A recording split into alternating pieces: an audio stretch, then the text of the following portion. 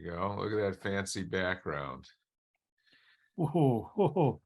Yeah, and it loops. So there we go. Okay, so here's a Lloyd Kaiser photo that is kind of what I'm going for on my layout. My layout, as most of you know, is the ore lines up in the Upper Peninsula of Michigan. And I go from Iron Mountain, well, actually Antoine, I should change that, Antoine to Escanaba, and then there's a branch that goes down to Niagara, Wisconsin, to a paper mill there. Most of you have been through this and seen this slide. This kind of shows the little area. This little triangle here is what I model. And then I have staging for these two lines and staging for another line that's over here somewhere that that is a Milwaukee Road line. So for this, I did a nice track plan in what is the name of that program? Illustrator. So it looks a little bit like Model Railroader. I even stole their people off of one of their track plans. But you can see there is, I think I've shown you guys the schematic before, but this is how the room is laid out. Some of you guys have been here and seen it. The track in this, all this bench work is done. The track has not been laid out here yet. I'm still working on the ore dock, and none of this track has been laid yet. But the bench work is there, and I'll probably have it done maybe by the end of the year. The idea here is that we have Milwaukee staging. This is actually 2 levels of staging. So beneath this Milwaukee staging is Chicago Northwestern staging. And there is there's a sliding door here to the backdrop, so I can get back here if I need to. All these buildings pull out. This is the paper mill. This is the only area on the layout that has scenery so far. But this is the big paper mill.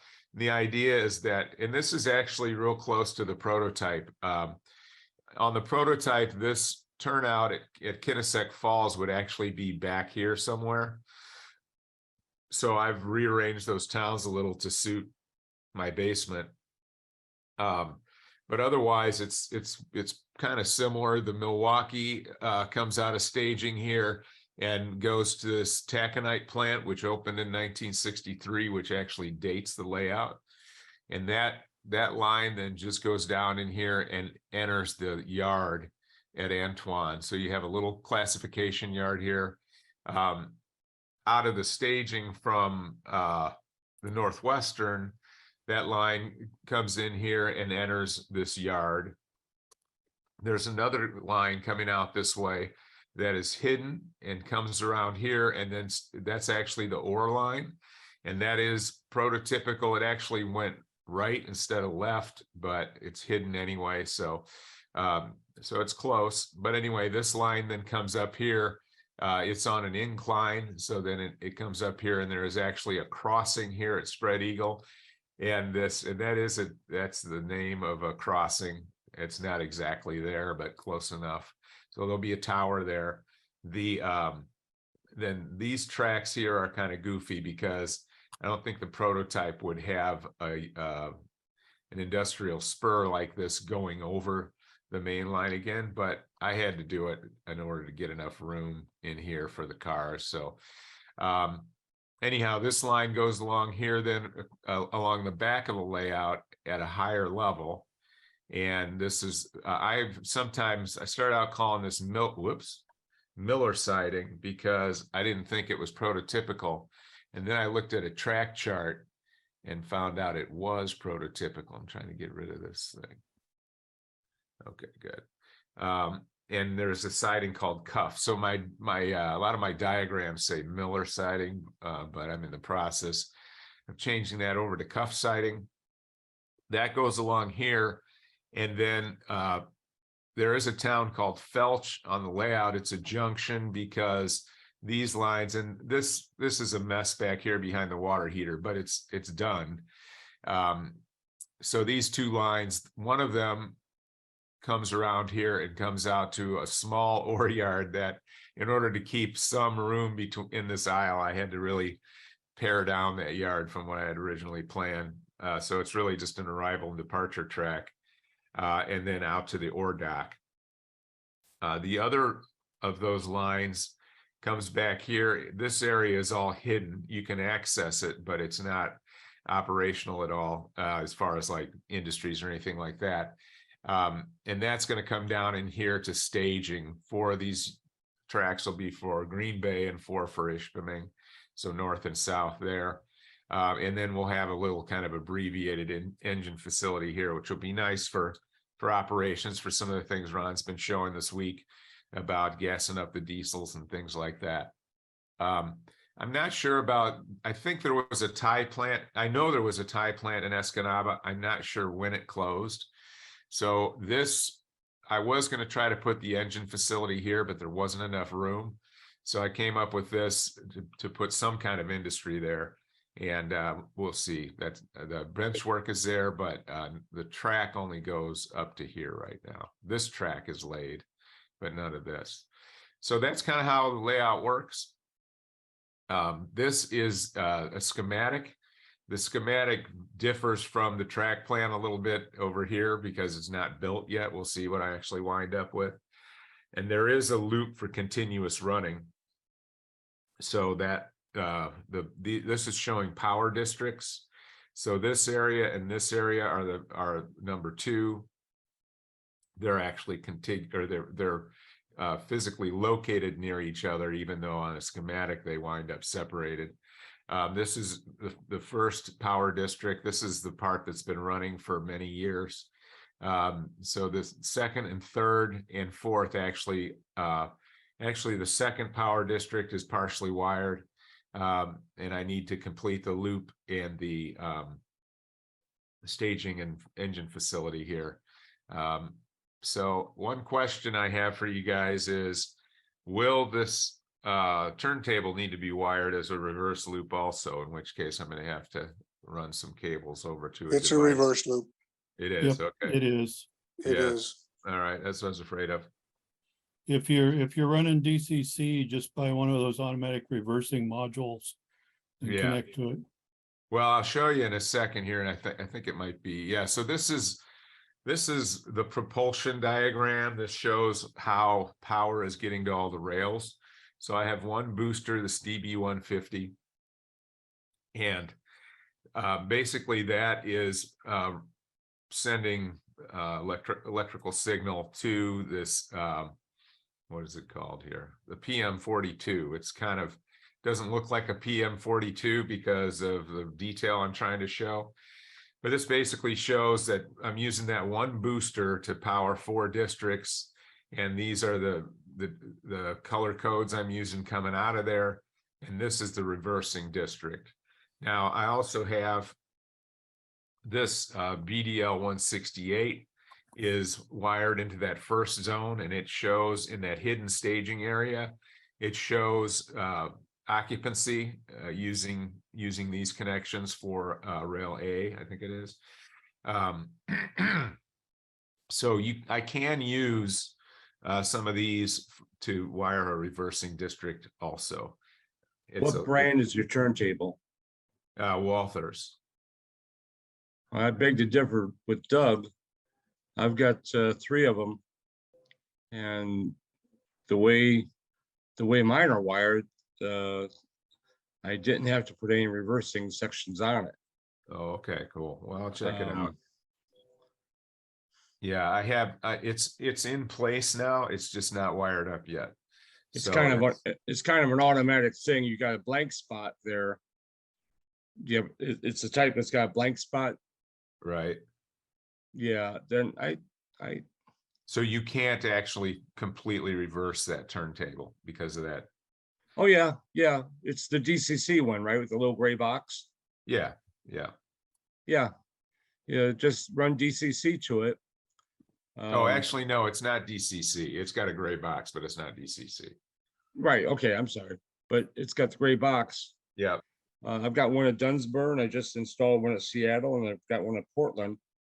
And you just run the power to it, and it basically reverses itself.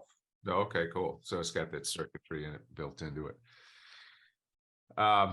So anyway, this is the kind of the two devices include, and then plus the booster that kind of makes everything work.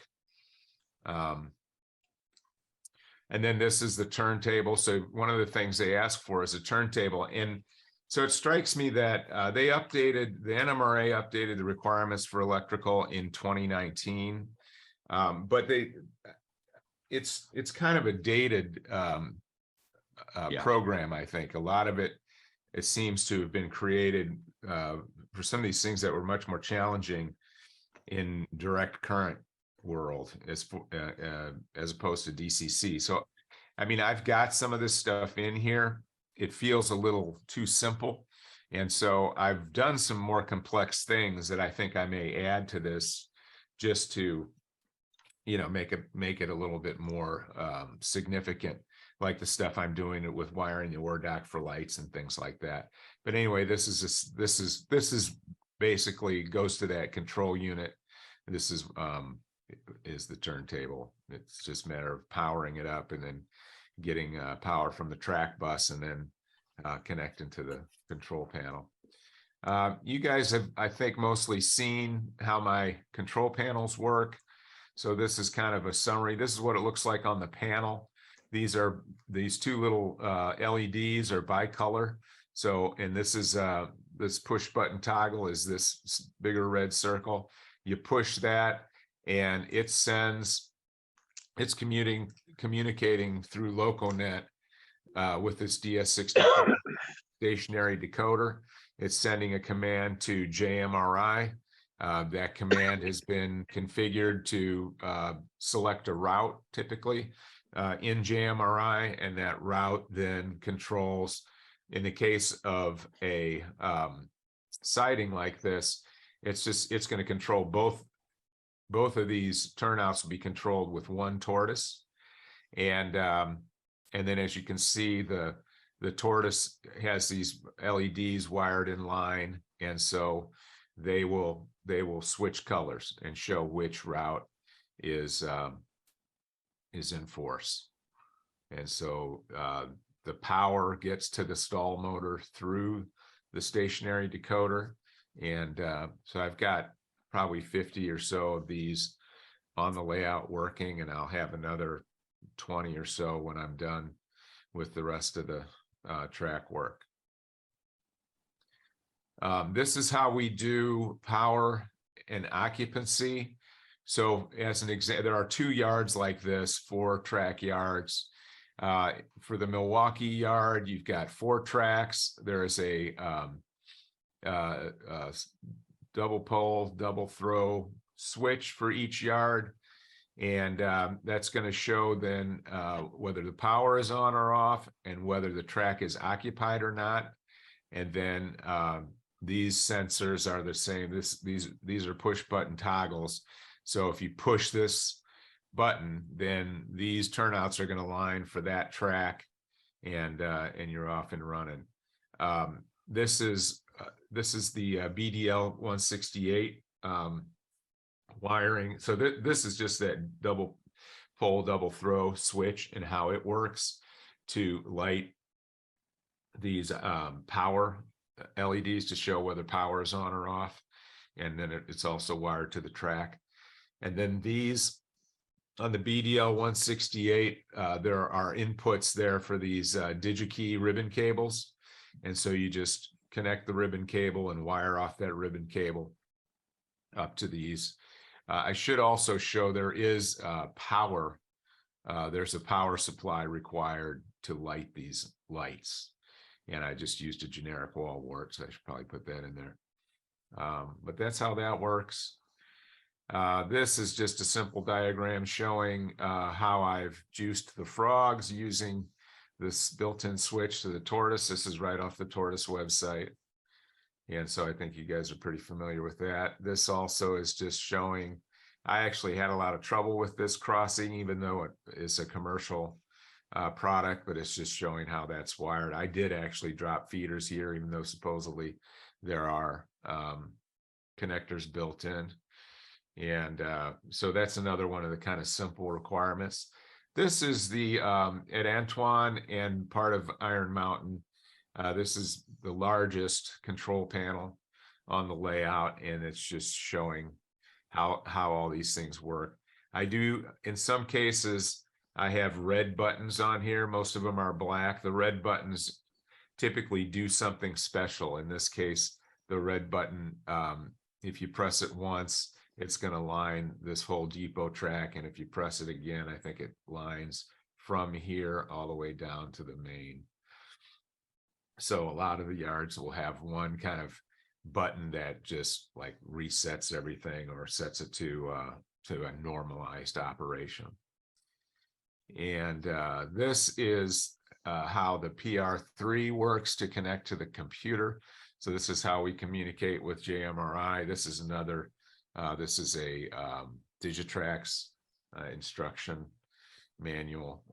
There's really nothing custom about it, although it does take a little, it takes a little engineering to get it working. And then these are the references that I'm using. I've got an electronics book that I consult with quite a bit. I've used the Circuitron website, Digitrax. I don't know if you guys ever see this Tom's Trains and Things, but he's the guy who helped me figure out the 3-pin bicolor LED to show track power.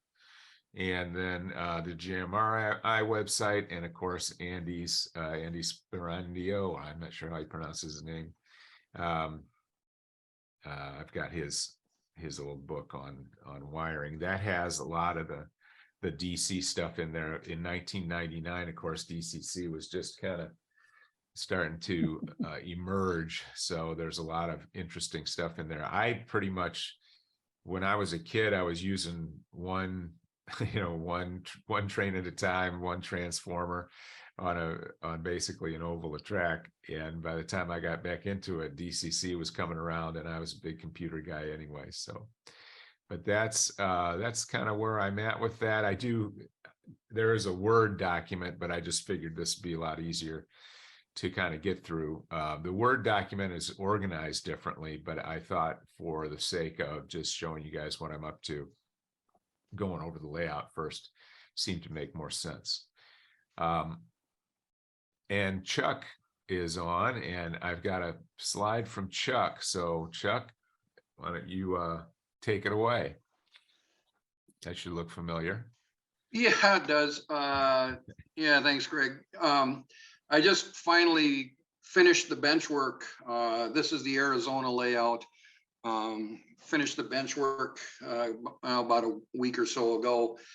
And I've got a layout back in Minnesota that's operational. It still has some scenery work left to be done on it. But the layout back in Minnesota is basically New Ulm, Minnesota. And I like to model New Ulm because I modeled both the M&C&L and the Chicago Northwestern, and they interchanged in New Ulm, and there were some interesting industry interchanges and switching to be done in New Ulm. So that pretty much takes up the entire layout, which is 10 by 24 back in Minnesota. This room here is in Arizona. It's called the Arizona room. And when my wife claimed the third bedroom here in the house for a sewing room, I absconded with the Arizona room for my own purposes, and turned it into a man cave / model railroad room. This wall along the side here, this is 20, I can't remember, I think it's 20 feet. And this wall in the back here is 11 feet. This thing that you see right here is a lift up panel. It attaches to the other side, so I can extend the track work across here. It'll sort of block these people in who are back here, but it's at least it's hinged and they can get in and out. Along this side here is going to be Winthrop, Minnesota. There are two towns depicted here: Winthrop, Minnesota, and Fairfax, Minnesota. This will be Fairfax out here on the peninsula, and this will be, yes. Chuck, if you're using your mouse or pointer, I'm not seeing it on my screen. Oh, is that 'cause right? Well, I'm sharing, so you can see my pointer, but I think you're talking about this wall right now, right? Yeah, the wall on the right-hand side, my right-hand side, I guess, that's Winthrop. Okay, And Winthrop and Fairfax were both served by the M and St. L. It was the branch that went out into South Dakota. Winthrop was actually a junction point from Winthrop. One branch went west into the Dakotas. The other branch went south to New Ulm, and eventually into northwestern Iowa, Storm Lake, Spencer, that area. The town out on the peninsula there is Fairfax, Minnesota, and I wanted to model Fairfax because I've got a pretty complete. It's an interesting list of seals that Sam Sherman put together, and it's a really interesting. It shows the kind of traffic that went in and out of Fairfax, and there's some interesting structures scratch built. Everything you see here is scratch built except for the water tank next to the depot in Winthrop. And that one is just a standard. I'm not sure if it's Walters or what it is, water tank, but all the other structures that are on here have been scratch built, and there's probably another half a dozen or so that remain to be built, and those will be scratch built also. It'll be run with Digitrax. I'm going to be running Digitrax. Everything that I do is I try to keep it simple. I'm mystified and somewhat scared by anything electrical or electronic.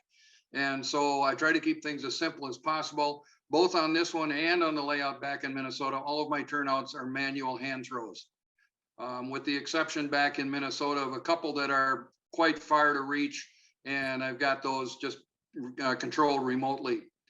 But otherwise, it's taken me a little while to get this thing to where now I can actually, I'm going to put a layer of 1-inch foam insulation board on top of this, so that I can carve some drainage and some things of that nature into it, and quiet it down a little bit. But other than that, as soon as I get that done, the foam down, it'll be ready to lay track.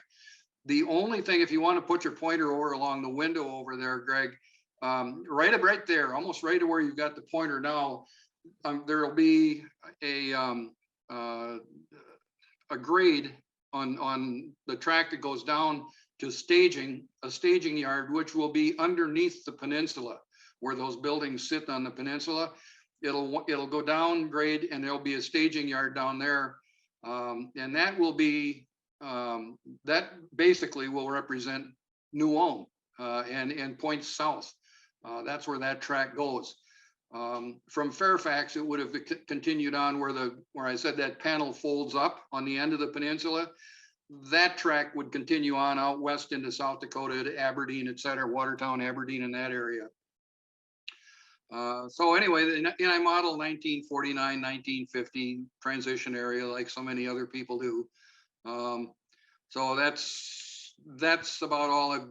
It's taken me a while. The bench work, the basic bench work underneath is just IKEA shelving, and I found it to be really sturdy and very stable. I don't think it's attached to the wall anyplace, and but it is just really solid and sturdy. I was pleasantly surprised, and it's maybe a little spendy, but it goes together well, and it provides some storage space. And one thing I like about it, the height of the layout is 48 inches, so it's easy to work with, and it is open underneath, so I can actually sit in my desk chair and roll around and do electrical work and wiring underneath it. I don't have to be a contortionist to work on it.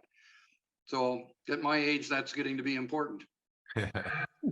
That's about it. I mean, it's not a lot. The buildings are set approximately where they're going to be, but in Fairfax, you've got right now, I've got a couple of elevators and the depot and the what was a flour mill, and part of an Eagle flour mill complex that was in Fairfax, that eventually became a bottling company, eventually became Fullerton Bottling. And there was quite a bit of traffic in those Sam Sherman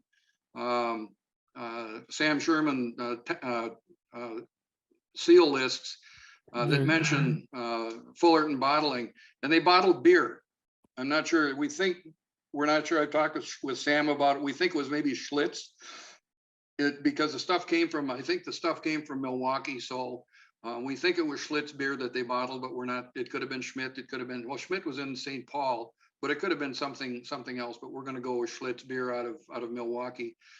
On the Winthrop side, the buildings that I've got up right now are one elevator, the Winthrop Depot, a sugar beet loading platform, stockyards, and then closest to the camera, the 4-stall engine house and the coal chute. So, Will the engine house be pushed away from that joint? pardon me? The engine house, it looks like the turntable is going to go in front of it.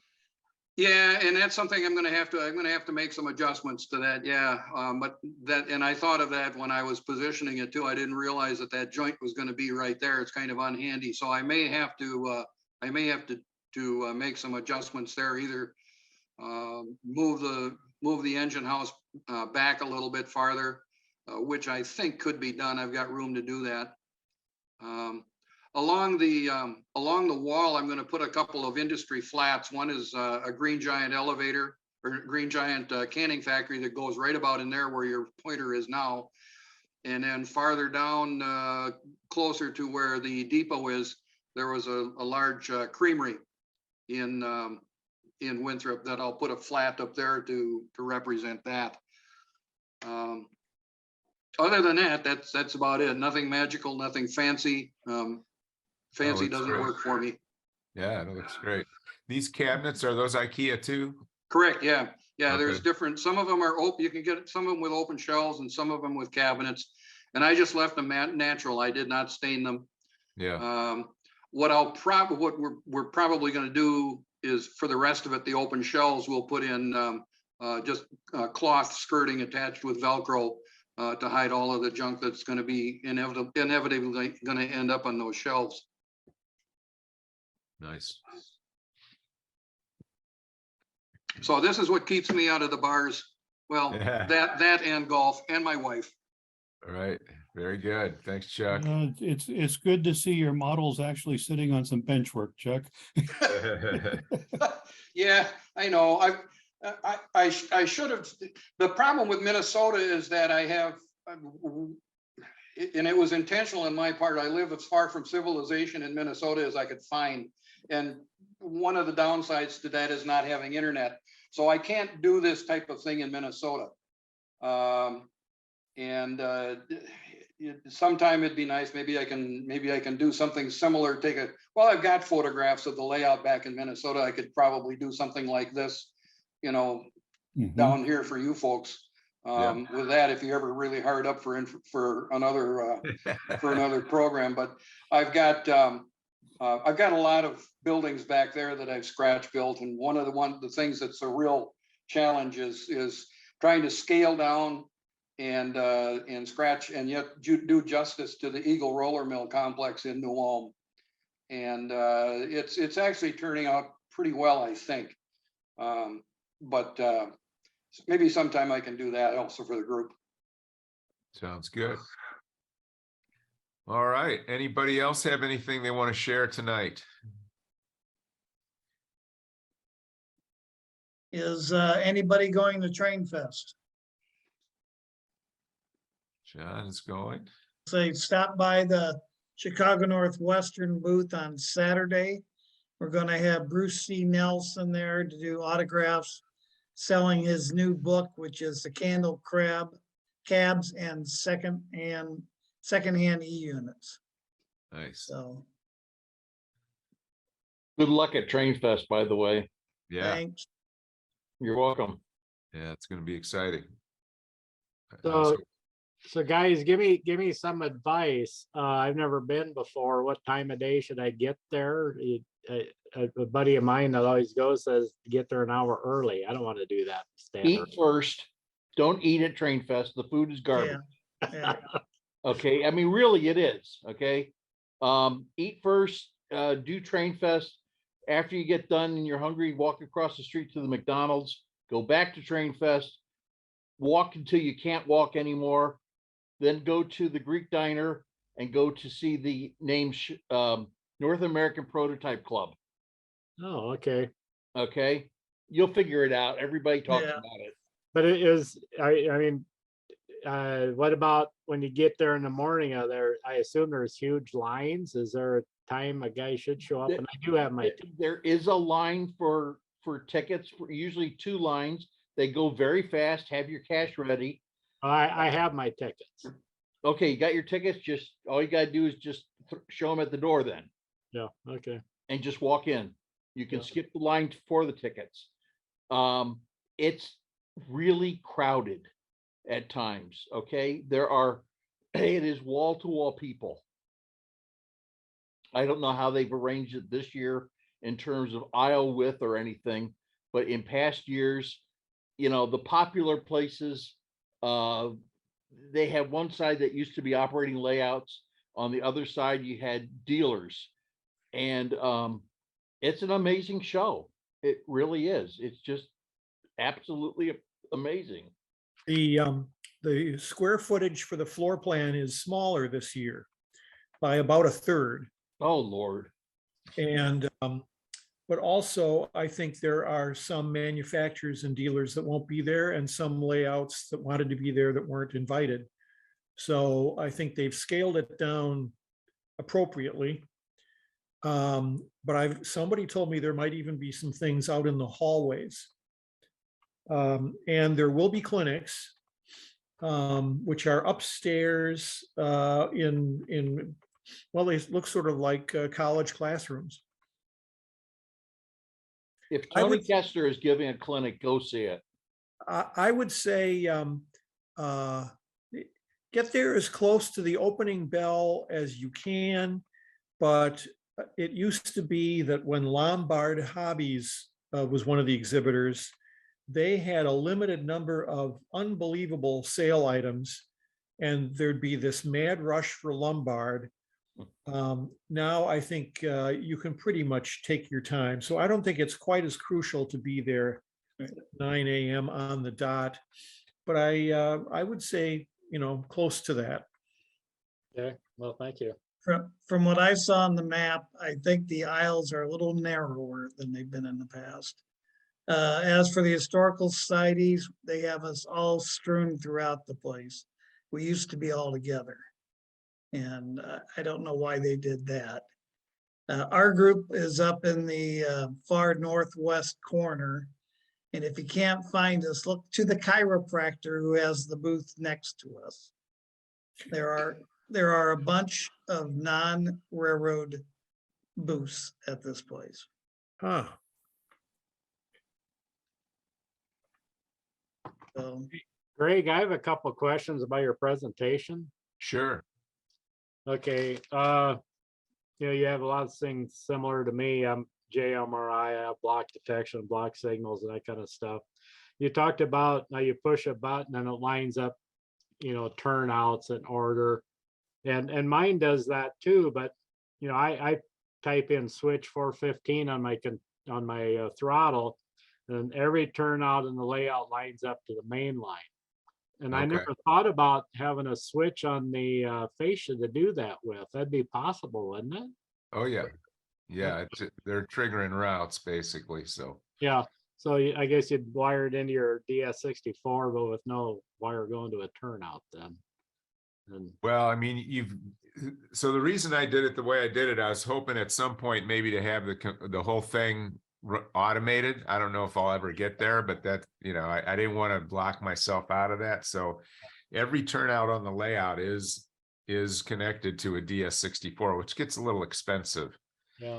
So I think that's the biggest thing. But since every turnout is controlled that way, then all you need is one input devoted to that toggle. And as soon as you signal it, it's going to basically line every turnout on the layout from the main line. So. Okay, and then you talked about your layout plan and you use some particular software. And, Yeah. And is that what you did to do those other graphics too, where you had? Yeah. Okay, what was that software again? It's Adobe Illustrator. Okay, And I it's, have, yeah, I use 64s with the push buttons. I like to use the push buttons because then you don't have to remember any number for the switches and stuff if you got new people in to operate. yeah. Yeah, it's fairly intuitive. You can see on the schematic where you're trying to go, you press the button, everything lines up and the lights show that you've done that and off you go. I think my And- computer is biting the dust, the old computer that I have all that on, so I'm moving everything over to a new computer. And hopefully that'll go smoothly. I haven't done it yet, but good luck with that. Hey, John, you said you're using JMRI. Right, Are you using Panel Pro? Do you have yeah, yeah, one thing I did on mine was I used an internal sensor and then I used Logix and used the Logix to a couple of them. I've got one to reset all the signals to red. I've got one to set the signals and to northbound and one to set the turnouts to northbound. But I do have one that turns all the turnouts to the main line, if you will. yeah. I've not even gone into trying to learn Logix yet, so maybe. no, I haven't someday. either. But John's very advanced in his use of Panel Pro. Well, it's the Logix. I stayed away from Logix because it scared the bejeebers out of me, and it's just a bunch of if thens.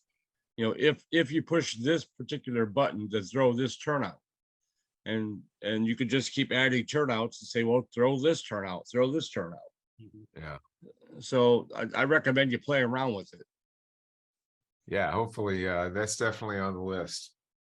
Greg, the schematics that we saw, is that what you're going to present to the inspector? Yeah, yeah. So Judge, or? that's all the document. I mean, the documentation also includes all the text to explain everything the way I was explaining it. Okay.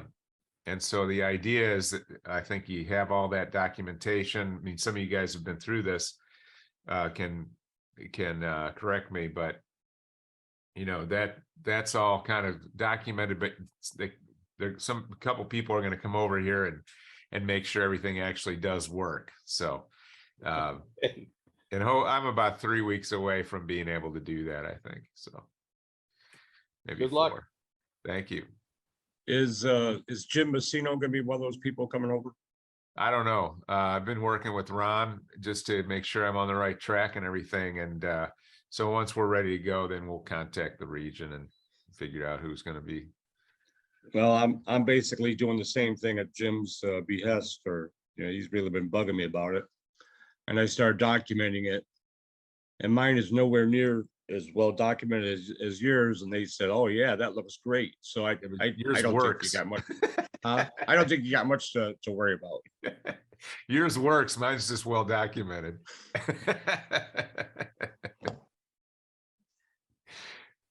Thank you. All right. Anything else, guys? So I'm missing Chuck Hart. I haven't seen him on here for a long time. He on the outs or? He's been doing a lot of traveling. Oh, So yeah, he's been in touch. He does our newsletter and a monthly bulletin, quarterly newsletter. And so he's been hard pressed to get that out with all the traveling he's doing. I can't keep track of where he is. I know he was Chuck's up in, at the- what's Chuck's that? in Michigan. Oh, is he in Chuck- Michigan? He's in Michigan. He'll be at my house on Sunday. Oh, good. Well, I'll see him Oh, good. Sunday then. I'll say hi to him for me. Sure Yeah, we will. will. His buddy. Hey, Greg, who's handling the Michiana website? I am. Okay. You know, I'm over here in the Fort Wayne area, and Bob Jones, our superintendent, wants me to get in touch with you. We're redoing our website. Okay. So I may have a couple of questions for you. Yeah, sure. You can give him my number. Anybody wants to talk to me about it, I'm more than happy to tell you what I know. We also want to get a lot of this group involved in or coming over to Fort Wayne in October of 2023 for the convention. Oh, cool. Yeah, sounds good. So I'll be sending you some info on that. All right. I'll look forward to it. All right. Anything else, guys? Happy Veterans Day. Happy Veterans Day tomorrow. Happy Veterans Day. Yeah, Thank you. absolutely. All right, great. Well, we'll see you guys again next Thursday, and enjoy the good weather while it lasts. Those of you who Okay. are See enjoying you the guys. Midwest. All right, bye-bye. Bye. Bye.